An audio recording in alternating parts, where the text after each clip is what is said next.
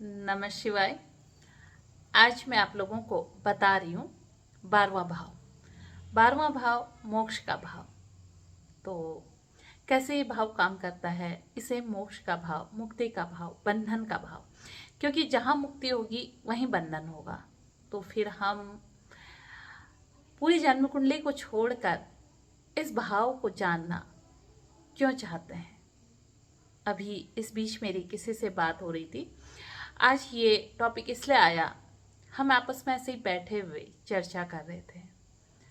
तो मैम ने कहा कि नमिता मैम, मुझे मोक्ष के बारे में बताइए, कौन सा भाव देता है। तो मैंने उन्हें बताया 12वां भाव। जब तक हमारे 12वें भाव में मोक्ष की स्थिति नहीं होगी तब तक हमें मोक्ष नहीं मिलेगा। लेकिन मोक्ष इतना आसान है क्या? क्या मुक्ति पाना, वो भी इस जन्म मरण के चक्र से मुक्ति पाना, वही मोक्ष है? इतना सरल है? नहीं। कई सारे हमें जन्म लेने पड़ते हैं अपने पिछले जन्मों को, जो हम कर्म करते हैं, क्योंकि जो हमारा चार्ट बनता है ना, वो जन्म लेते ही बन जाता है। और फिर उन्हीं कर्मों को हम आगे भोगते हैं और तरह तरह के उपाय करके, तरह तरह की चीज़ें करके उन सबको ठीक भी करते हैं। तो क्या करता है ये 12वां भाव हमारे जीवन में, और कैसे पता करें कि हमारे इस भाव में जो ग्रह बैठे हैं वो हमें कैसा रिजल्ट देते हैं। अच्छा, आपको एक बात बताऊं, जो 12वां भाव है ना, अगर इसमें मंगल बैठा हो तो निश्चित रूप से इन्होंने पूर्व जन्म में बिजली की चोरी की होती है, और इस जन्म में इन्हें मंगल यहाँ पर बैठे हैं तो क्या करते हैं, इनका जमीन के झगड़े में फंसे रहते हैं आजीवन। ये कभी जमीन लेने में इन्हें दिक्कत आती है, और साथ में इनका अपना खून, अपनी औलाद, अपनी जमीन लास्ट में किसी काम नहीं आती है। ये लोग या तो हाई बीपी के शिकार होते हैं या लो बीपी के शिकार होते हैं। बीपी की शिकायत इन्हें रहती है, और एक ऐसी बीमारी इन्हें लगती है जो समझ में नहीं आती है, और कई बार तो ये जन्म से ही बीमारी लेकर आते हैं। पता है 12वें भाव में कौन सा ग्रह सबसे कारक होता है? 12वें भाव में गुरु को कारक माना गया है, और 12वें भाव में शनि को भी कारक माना गया है। सॉरी। अब अगर शनि यहाँ पर होंगे ना, तो शनि आपको अपने कर्म करने से रोकेंगे। जबकि शनि कर्म के ग्रह हैं, वो रोकते क्यों हैं? पूर्व जन्म में आप ऐसा करके आए हैं, इसलिए इस जन्म में शनि आपको 12वें भाव में मिले हैं, रुला देते हैं। अब क्या है, आप मोक्ष की तरफ को कब जाएंगे? जब तक आपके पास सब सुख है, वैभव है, धन है, परिवार है, तो कोई जाएगा मोक्ष की बात करेगा? नहीं करेगा। इस भाव में शनि है। शनि क्या है? शनि विषाद है, शनि दुख है। और 12वें भाव में शनि गया तो ये क्या करेगा? सबसे पहले आपकी नींद में खलल डालेगा, आपके परिवार से आपको सुख नहीं लेने देगा, काम नहीं बनने देगा, आय के स्रोत बंद कर देगा। और जब व्यक्ति का पूरी तरह से, हर तरह से मोह भंग हो जाता है ना, अगर वो डिप्रेशन में नहीं जाते हैं, तो जब वो अंतर चेतना की तरफ मुड़ जाते हैं तो उन्हें प्राप्त होता है आध्यात्म, स्व को जानना। और जब वो स्व को जान जाते हैं ना, तो वहीं से रास्ते खुलने लग जाते हैं। इसलिए शनि को कारक बताया गया है। मंगल को इसलिए क्या कहते हैं? बुढ़ापे में जो औलादें दुख देती हैं, वही 12वें का मंगल है।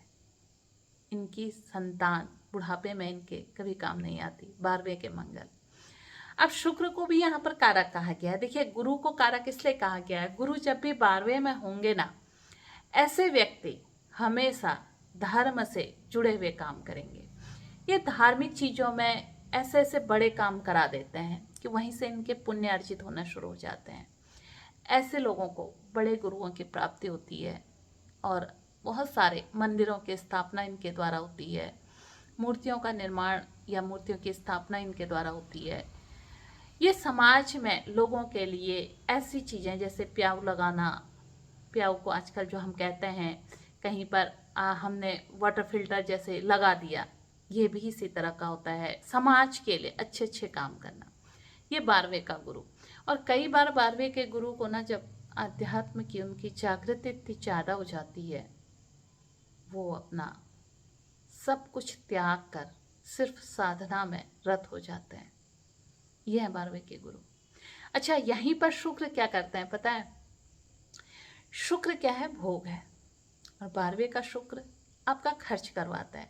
लेकिन जब भी अगर 12वें का शुक्र और पीड़ित नहीं है ना, तो ये खर्चा कहाँ कराएगा? ये खर्चा कराएगा अच्छे की तरफ। आप धर्म की तरफ को भी खर्चा करेंगे, आप अपने सुख के लिए भी खर्चा करेंगे। क्यों क्यों करेंगे? अपने जीवन साथी के लिए, वो पति पत्नी कोई भी हो सकते हैं, परिवार के लिए, अपने बच्चों के लिए। अच्छा, जब यहाँ पर शुक्र होगा ना, ऐसे लोगों को सामान्य चीजें पसंद नहीं आती। अगर आप इन्हें कुछ दे भी देना तो ये नहीं लेते। इन्हें ब्रांडेड चीजें, वो भले ही एक ही कलर के, एक ही ब्रांड के अलग अलग कलर के हों, तो ये ले लेते हैं। इन्हें चिंता होती है लोग क्या कहेंगे, तो ऐसे में ये लोग खर्च कर डालते हैं। पैसा अनावश्यक खर्चों पर ये लोग बहाते हैं। 12वें का शुक्र हो तो आप बहुत ज़्यादा ब्रांड के पीछे जब भागते हैं, क्योंकि शुक्र क्या है? खर्च करवा रहे हैं। तो ऐसे में आपने धार्मिक किताबों का अगर आप दान करते हैं तो आपका जो अनावश्यक खर्चा है ना, वो बचेगा। अच्छा, 12वें में शुक्र हो ना, तो ये लोग हमेशा अपने आप को हाई प्रोफाइल दिखाना चाहते हैं, समाज में भी ये बखान करते हैं, ये बताते हैं। अगर माना इन्होंने कोई महंगी चीज़ खरीदी है और किसी ने उसकी तरफ ध्यान नहीं दिया, तो ये बार बार कहते हैं, अरे वो तो मैंने ली, इतने की थी, सस्ती मिल गई। इस तरह का इनका स्वभाव होता है 12वें के शुक्र का। अब यहाँ पर राहु हो, राहु क्या है? राहु बंधन है। राहु छठे का कारक है और छठे के ठीक सामने 12वां घर है। तो जब यहाँ पर राहु होता है तो राहु बंधन देता है, जैसे मैंने पहले भी आपसे कहा। यहाँ का राहु आपको पहले धर्म के पथ से बिल्कुल अलग ले जाएगा। आप में माया ऐसी कर देगा कि आपको उसके अलावा कुछ नजर ही नहीं आएगा। यहाँ का राहु विदेश भी ले जाता है, यहाँ का शनि भी विदेश ले जाता है। शनि वाला विदेश जाकर खुश नहीं रहेगा, लेकिन राहु वाला विदेश जाकर काफ़ी धनार्जन करता है और अंत में लौटकर यहीं पर आता है। खींच लाती है उसको अपनी मिट्टी, चैन नहीं मिलता बहुत सारा धन कमाने के बाद भी। ये यहाँ का राहु है।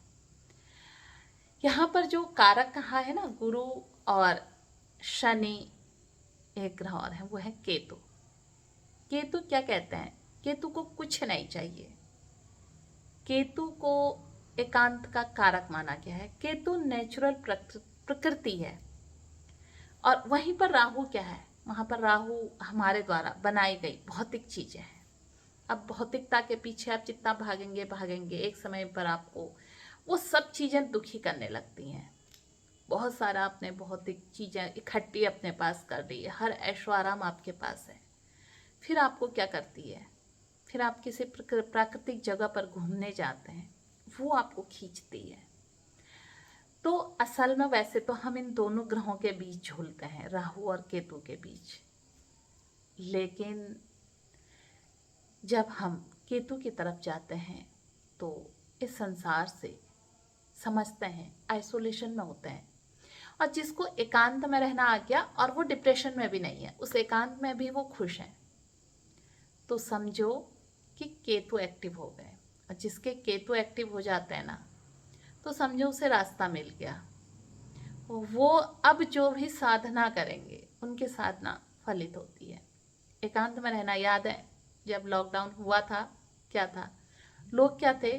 परेशान होने लग गए थे, एकांत में डिप्रेशन में जाकर सुसाइड करने लग गए थे। मैं उस एकांत की बात कर रही हूँ। एकांत, फोन पर भी नहीं, सोशल साइट्स पर भी नहीं, आप प्रकृति के साथ, बस उस एकांत की मैं बात कर रही हूँ। जब आप उस एकांत में ना खुश रहने लगते हैं, आत्मचिंतन करने लगते हैं, और यह आत्मचिंतन जब आपका बढ़ जाता है, यह आपको ना ईश्वर से कनेक्ट कर देता है। यही है केतु। केतु बहुत अच्छा ग्रह है। ये कहता है क्या रखा है इन सब चीजों में, मेरी तरफ आओ। ईश्वर की प्राप्ति के लिए केतु सबसे अच्छा होता है। अब 12वें भाव में केतु आ गया, इसलिए केतु को 12वें भाव में मोक्ष का कारक ग्रह कहा गया है। अगर 12वें भाव में केतु है तो आपको जीवन में ऐसे क्षण ये दे देगा जब आप आध्यात्मिक हो जाएंगे। अब वो क्षण कैसे आते हैं? वो क्षण आते हैं हमारे जब प्रिय लोग हमें कष्ट देते हैं, क्योंकि जब तक कष्ट नहीं मिलेगा ना, तब तक समझ ही नहीं आएगा। बुढ़ापे में जब तक अपने पुत्र से दुखी नहीं होते हैं, तब तक हम ईश्वर को याद नहीं करते। अगर बुढ़ापे में भी पुत्र जी जी जी जी करके ही खाना खिलाए और सब चीज मानने वाला हो जाए, तो फिर लोग क्यों मोक्ष की बात करेंगे? वो तो जीना चाहेंगे और जीना चाहेंगे। मोह में जैसे जैसे बुढ़ापा बढ़ता है, ये मोह खींचता है, बांधता है, मुक्त नहीं होने देता है। तो इसलिए जब केतु, शनि, गुरु यहाँ पर को रहते हैं, तो ये हमसे कहते हैं सब झूठा है, कुछ नहीं है यहाँ पर को। इसलिए अगर आपने इस बंधन से मुक्त होना है, तो आप चीज़ों को छोड़ना सीखिए, लेट गो। लोगों से दुश्मनी है, उनको माफ करना सीखिए। आपके हो सकता है शत्रु हो, लेकिन अगर वो शत्रु हमारे जीवन में बने और हमें पता भी है, अगर हम लेट गो नहीं करते ना, छोड़ो जाने दो, जब हमारी आदत में हो जाएगा छोड़ो जाने दो, छोड़ो जाने दो, तो ईश्वर जानता है कि अब इन्होंने सबको माफ कर दिया है। और जब शत्रु पर कभी कष्ट आए तो उसके लिए प्रार्थना करना कि हे ईश्वर, हे प्रभु, उसके कष्टों को दूर कर दो। तो ऐसे ही लोग उस मार्ग पर पहुंचने का प्रयास करते हैं। ये मैं नहीं कह रही हूँ कि उन्हें मुक्ति मिल जाती है, मुक्ति नहीं, प्रयास करते हैं। इस जन्म मरण के चक्र से तो शायद हमें कई जन्म लग जाएंगे, लेकिन अपने 12वें भाव में बैठे ग्रहों को देखो। 12वें भाव से ना हमारा पितृदोष भी पता लगता है कि हमारे जीवन में पितृदोष कितना है।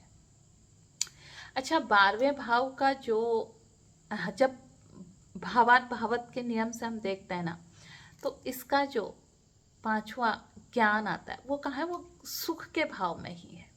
घर में रहते ही जिसे ये ज्ञान हो जाए, सुख में ही ये ज्ञान हो जाए, तो उसे मोक्ष की प्राप्ति हो सकती है। तो 12वां भाव बहुत ही अच्छा भाव है। ये लोग इसे त्रिक भाव कहते हैं ना। सच बताऊं, 6ठा भाव, 8वां भाव और जन्म कुंडली का 12वां भाव, इन भावों में जब लोग ग्रह बैठे हुए देखते हैं, तो ज्योतिषी या पंडित जी एकदम कुंडली देख के ऐसा कह देते हैं, अरे ये कुंडली बेकार है। एक बार मुझे ध्यान है, एक बच्चे के सारे ग्रह जो थे शुभ ग्रह राहु केतु को छोड़कर 6ठे और 8वें भाव में थे। मैं तो ऐसे ज्योतिषियों को बिल्कुल नौसिखिया ज्योतिषी कहूँगी। उन्होंने कह दिया कि अरे इस बच्चे की तो सरकारी नौकरी लग ही नहीं सकती है, कुछ देखा ही नहीं। क्योंकि अगर 6ठे और 8वें में ग्रह हैं तो वहाँ पर लग्नेश भी होगा, पंचमेश भी होगा, और वहाँ पर को दसमेश भी होंगे, भाग्येश भी होंगे। 6ठे और 8वें में ही है सारे ग्रह, तो इन ग्रहों की युति भी आपस में होगी। अब अगर दसम की और नवम की युति है, 8वें में है, तो ऐसा जातक तो ऐसा आविष्कार कर जाते हैं जिन्हें सदियों तक याद रखा जाता है। तो कुछ भी कहने से पहले प्रिडिक्ट करने से पहले, क्योंकि हमारे पास लोग इसलिए आते हैं, वो परेशानी लेकर आते हैं और हम उन्हें क्या करते हैं और परेशान करके भेज देते हैं। ईश्वर का आशीर्वाद है, ईश्वर की कृपा है। जो लोग भी अभी तक मेरे पास कुंडली दिखाने के लिए आए हैं, वो एटलीस्ट यहाँ से पॉजिटिव होके गए हैं और उन्हें रेमेडीज़ ने भी काम किया है। रेमेडी जो है 21 से 45 दिन, कई बार तो 3 दिन, एक हफ्ते में रेमेडी काम करती हैं। और आप लोगों को एक मैं शुभ सूचना भी देने जा रही हूँ। अगर आपने अभी तक मेरा ये चैनल सब्सक्राइब नहीं किया है तो इसे सब्सक्राइब भी कीजिए, कि नवरात्रि में जो लोग भी मुझे अपनी जन्म कुंडली दिखाना चाहते हैं, विश्लेषण करवाना चाहते हैं, जन्म कुंडली से संबंधित प्रश्न पूछना चाहते हैं, उनके लिए, सभी के लिए निःशुल्क है। इसका कोई चार्ज नहीं है। माँ की कृपा रहेगी, आशीर्वाद रहेगा तो हम सब के लिए माँ अच्छा करेंगे। प्रिडिक्शन चार्जेस इस समय न, ये मैंने श्राद्ध पक्ष से छोड़ दिए हैं नवरात्रि तक का। आप लोग जो भी कुंडली विश्लेषण करवाना चाहते हैं, वो इसी में जो नंबर दिया है, आप उसमें अपनी जन्म कुंडली, अपने प्रश्न इसमें डाल दीजिए और 3 दिन में अपनी जन्म कुंडली से संबंधित समस्याओं का समाधान आपको वहीं पर मिल जाएगा। अधिक जन्म कुंडली में अधिक परेशानी दिखी तो मैं आप लोगों को स्वयं इसके लिए फ़ोन कर आपकी समस्या और उससे संबंधित उपाय आप लोगों को बताऊंगी। तो ये 12वां भाव बहुत ही सुंदर भाव हैं। बस इन भावों को ना पढ़ने की ज़रूरत है, जानने की ज़रूरत है। 6ठा भाव, 8वां भाव, 12वां भाव। जैसे आज मैं 12वां भाव मैंने आपको बताया ना, 12वें भाव में बुध हो तो क्या होता है। बुध क्या है ना, 12वें भाव में बुध हमारे जो होता है ना, मीन राशि में नीच के हो जाते हैं। तो 12वां भाव किसका है? जैसे ही शुक्र उच्च के होते हैं वैसे ही बुध नीच के हो जाते हैं। बुध किसका कारक है? बुध स्किल्स का कारक है। अब पिछले जन्म में क्या होता है, हमारे पास बहुत सारे स्किल्स होता है, उसका हमें बहुत सारा घमंड होता है। तो इस जीवन में हमें ये मिला होता है कि तुम जो भी सीखोगे भूल जाओगे। इसकी रेमेडी है और अपने उपायों से हम इस बुद्ध को यहाँ पर ठीक कर सकते हैं। तो हम लोग ना पिछले कर्मों का चार्ट, अपने जो भी हमने पिछले जीवन में किया होता है, पिछले जन्म में किया होता है, उसी का चार्ट, हम बर्थ चार्ट उसी का लेकर आए होते हैं।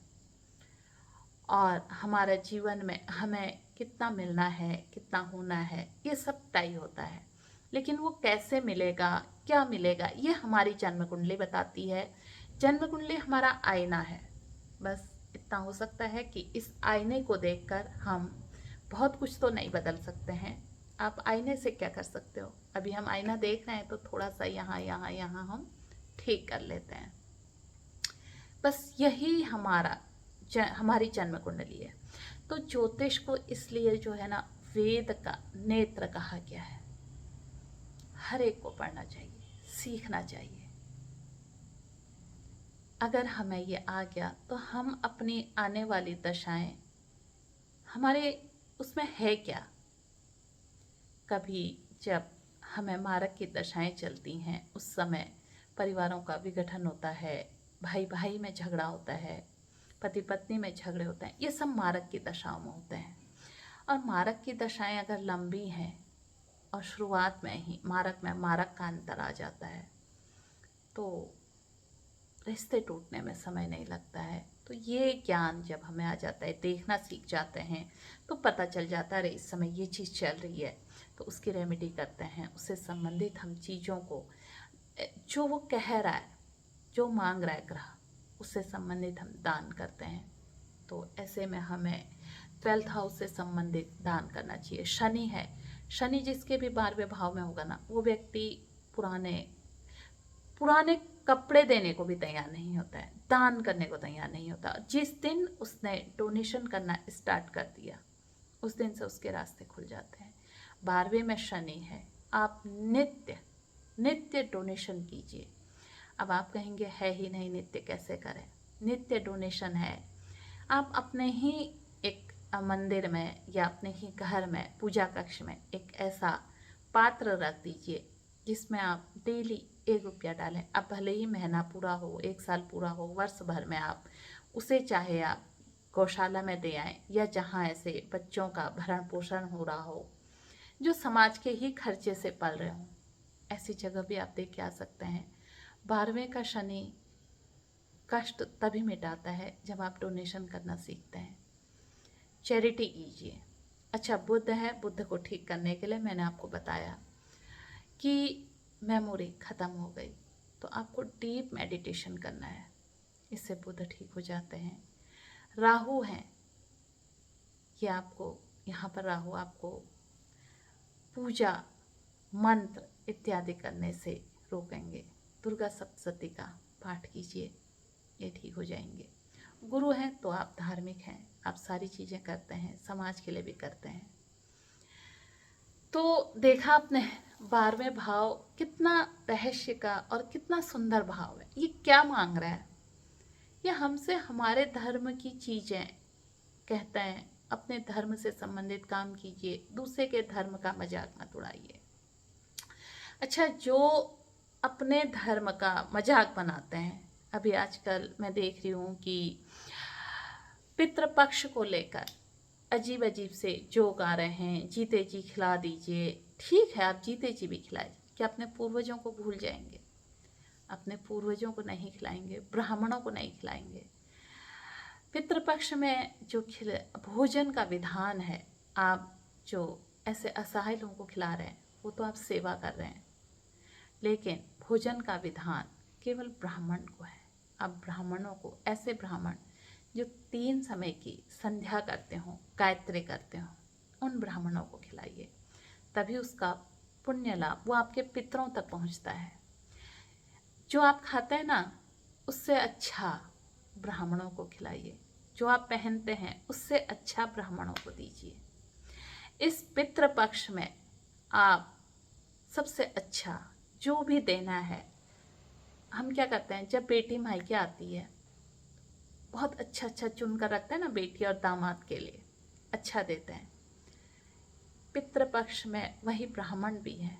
आपने अपने घर में अगर ब्राह्मणों को जिमाया है, उन्हें खिलाया है, तो आप जब उन्हें वस्त्र इत्यादि देते हैं तो ऐसा कहकर मत लाइए दान देने वाले चावल, दान के वस्त्र, नहीं।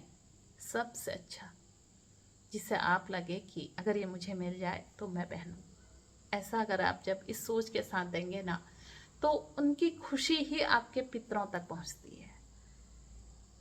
तभी ये पितृपक्ष हमारा वो होता है। और हमारा जो 12वां, आज मैं ये इसलिए बोल रही हूँ, हमारा जो 12वां भाव है ना, ये पितरों का ही है। यहीं से पितृदोष भी देखे जाते हैं, मुक्ति भी देखी जाती है, बंधन भी देखा जाता है, व्यय भी देखा जाता है। बंधन, जेल हम यहीं से देखते हैं, क्या है? बंधन है। तो इसलिए मुक्त होने के लिए ये भाव है।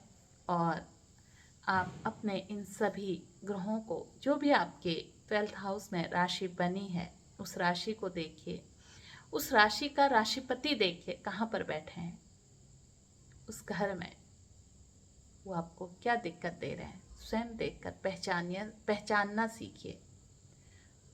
तो इससे आपको लाभ क्या होगा कि आप उस घर से संबंधित अगर कोई भी परेशानी आपको आ रही है, अगर 12वें घर के स्वामी की दशा आ गई ना, तो ये रुला देती है, परेशान कर देती है। कई बार तो अगर सूर्य यहाँ पर है, 12वें भाव में सूर्य ना यहाँ पर, ऐसा कारक हो जाता है, कहते हैं ना मरने के समान कष्ट दे देता है, रोग देता है, तो ऐसा दे देता है आजीवन ठीक नहीं होने वाला रोग। और जब 12वें में सूर्य होना, तो ऐसे लोग एक बार अपने जीवन में ऐसा कार्य अवश्य करते हैं जिससे इनके परिवार, इनके कुल की बदनामी होती है। इनको आदत होती है, जो चीज़ चुपचाप हो सकती थी ना, उसको ये ढिढोरा पीट के करते हैं, और वही इनके कुल की बदनामी का कारण बन जाता है। तो ऐसा भी हम लोगों को ध्यान रखना चाहिए, 12वें भाव को ठीक करें। ये बहुत अच्छा भाव है, बस हमने इसको क्लासिक किताबों में पढ़ा है ना, त्रिक त्रिक यानी कि कष्ट देने वाले, दुख के भाव, खर्चे के भाव। खर्चे का भाव अच्छा है ना, खर्चा होगा जब आएगा तभी तो खर्चा होगा, तो खर्चे से परेशान नहीं होना। बस इतना है, अगर आपने समाज के लिए, गुरु के लिए, धर्म के लिए खर्चा करना सीख लिया तो अच्छी बात है। प्रेम से खर्च कीजिए, चैरिटी कीजिए। अगर नहीं किया तो एक ग्रह खुद करा लेते हैं। क्या करते हैं, ये पहले आपको चेताते हैं, भैया चैरिटी कर लो, भैया कुछ समाज के काम कर लो, समाज के लिए कुछ अपना समय दे दो। अच्छा, उस समाज के कार्य को भी जब हम करते हैं ना, फिर उसकी शोशाबाजी करते हैं, दिखाते हैं, मैंने इतना दान दे दिया, मैंने इतना कर दिया, मैंने इतना कर दिया। तो वो दान नहीं है, वो दिखावा है। आप वो करके अपने पारवे घर को और खराब कर रहे हो। तो इसलिए जब भी आप ऐसा करते हैं, आप मत कहिए, कहीं भी इसको छपवाइए मत, कुछ भी मत कीजिए, आपका 12वां घर अच्छा हो जाएगा। इसलिए 12वें घर की सबसे अच्छी रेमेडी यही है, आप समाज के उस तबके के लिए मदद कीजिए जिन्हें ज़रूरत है। तो 12वां घर हमारा ना सही हो जाता है। फिर आपकी बहुत धन है, मेरे पास ऐसे लोग भी आते हैं, बहुत सारा धन होता है, नींद नहीं आती, तो क्या करोगे? चिंता धन की, रेमेडी है चैरिटी कीजिए। एक ही रेमेडी है 12वें घर की, मेडिटेशन, डीप मेडिटेशन, चैरिटी। तो धर्म से जुड़कर जब आप कार्य करते हैं तो ठीक है, अदरवाइज ये आपका जो धन है ना, कोर्ट कचहरी और बीमारी, शुरुआत में जब बीमारी आती है उसके बावजूद भी आप नहीं करते तो ये दीर्घकालिक बीमारी बन जाती है और अंत में आपके प्राण लेकर ही छोड़ती है। फिर अगले जन्म में फिर आना है, फिर वहीं से शुरू होना है। समय पर अकल आ गई तो ठीक है, नहीं आई तो फिर उसी रास्ते बार बार बार बार, तब तक जब तक आपको समझ नहीं आ जाएगी। इसलिए 12वें घर को समझिए। मोक्ष तो बहुत दूर की बात है, मुक्ति भी दूर की बात है। उसको समझना और अपने जीवन को बेहतर करना, जो हमें ये जीवन मिला इसको बेहतर करना। अकेलेपन में बोर नहीं होना, अकेलेपन को ना साथी बनाओ। और इसमें साधना करना जब हम सीख जाते हैं, केतु के साथ रहना सीख जाते हैं, तो ये अकेलापन बहुत अच्छा लगने लगता है। ऐसा लगता है कि इतना, मतलब कितना सुंदर जीवन है, ईश्वर ने हमें कितना अच्छा बनाया है। केतु है ना जो अपनी तरफ हमें देखना सिखाता है, केतु ही सिखाता है अपने लिए जीना। क्योंकि जब हम अंदर की तरफ देखते हैं और सीखते हैं कि अपनी सफाई, अपने को गुणों को तो देखना, अवगुणों को देखकर उनको ठीक करना। हम कोशिश करते हैं दूसरे को बदलने की, लेकिन जब खुद में अंदर देखना आता है तो हम स्वयं को ठीक करने लग जाते हैं, तो दूसरों के दोष दिखना बंद हो जाते हैं, तो हम फिर खुश रहते हैं। यही 12वां घर है। तो बहुत बहुत धन्यवाद आज आप लोगों का कि आप मुझे सुनते हैं। और लास्ट में फिर कहूँगी, चैनल सब्सक्राइब कीजिए। धन्यवाद, नमस्कार।